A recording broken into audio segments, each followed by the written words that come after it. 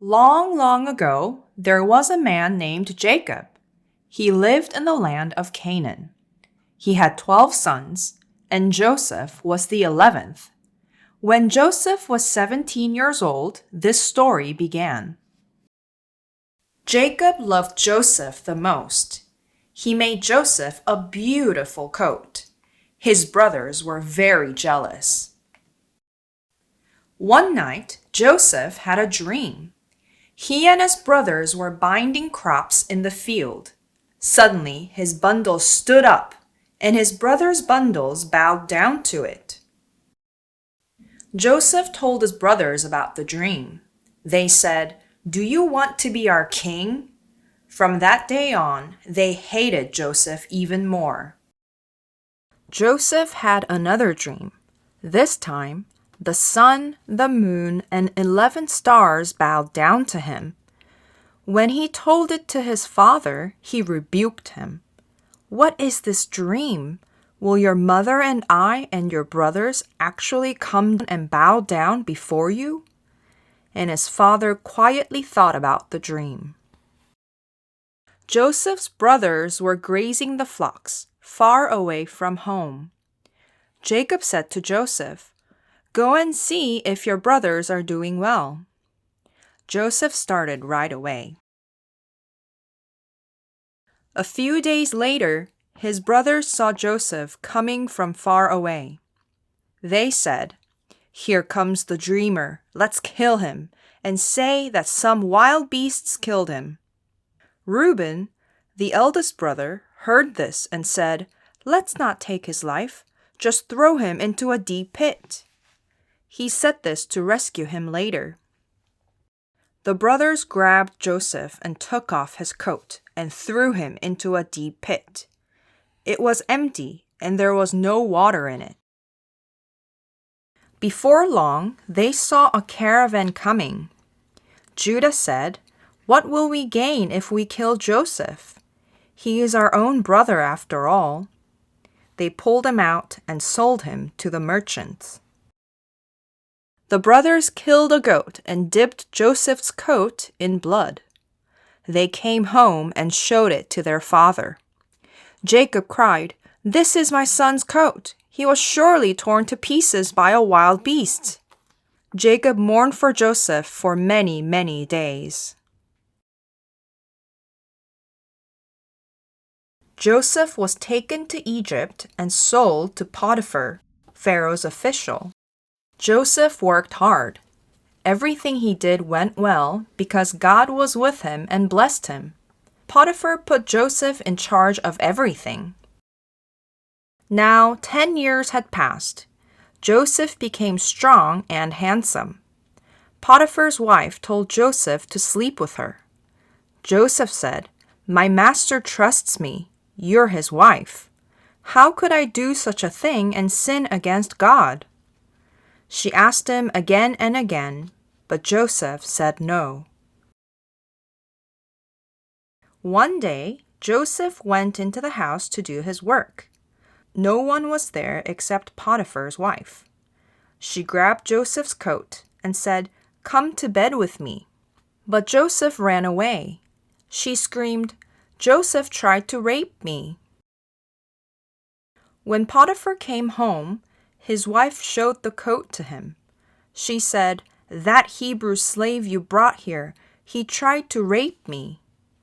Potiphar became very angry and put Joseph in prison.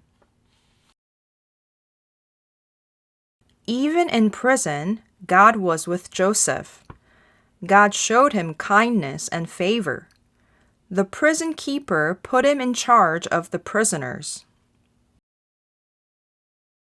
2 of Pharaoh's officials were put in prison. They had strange dreams. Joseph saw them and asked, "Why do you look so worried?" The cupbearer said, "I had a dream. I saw a vine with 3 branches. I squeezed the grapes into Pharaoh's cup." Joseph said, "You will be restored after 3 days. When all goes well, please remember me." The baker said, "I had a dream too. 3 baskets of bread were on my head.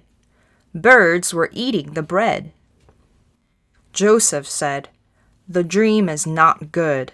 In 3 days you will die."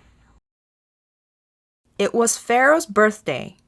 The cupbearer was restored to his job. The baker was put to death. Everything happened just as Joseph said, but the cupbearer forgot about Joseph. 2 years later, Pharaoh had a dream. 7 healthy cows came out of the river and grazed. Then 7 thin and ugly cows came out. The ugly cows ate up the healthy cows. Pharaoh woke up. Pharaoh had a second dream. 7 healthy grain grew on the same plant. Then 7 thin grain grew after them. The thin grain swallowed the healthy grain. In the morning, Pharaoh's mind was troubled. He called all the wise men and magicians. No one could explain the dreams. Then the cupbearer remembered Joseph. He told Pharaoh about Joseph. Pharaoh sent for Joseph right away. Joseph took a shower, changed his clothes, and went to Pharaoh. Pharaoh said, "I heard you can explain dreams." Joseph said, "God will give Pharaoh the answer." Pharaoh told Joseph his dreams. Joseph said, "God is showing what will happen.